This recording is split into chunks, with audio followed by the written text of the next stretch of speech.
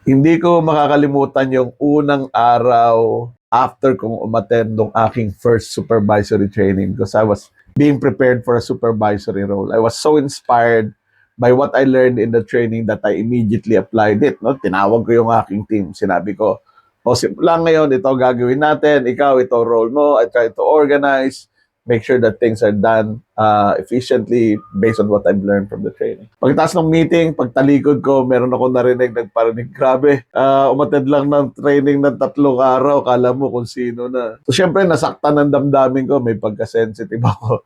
And simula noon, hindi na ako nagpa-meeting, at kung meron kailangan gawin, I tried to do it myself. And it was bad because I had this dilemma that I felt like I need to lead and there's not enough respect from people enough for me to be able to lead them. So I was bitter.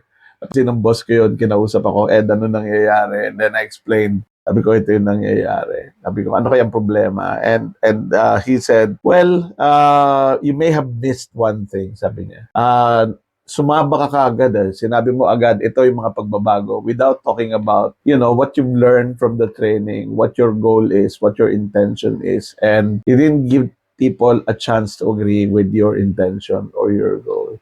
You always start with that, yun yung sabi niya. And that left a mark on me. Na simula noon, whenever I wanted to change things, I start with what are our challenges and what do we want to achieve? How do we achieve that? And I get to improve the way I organize.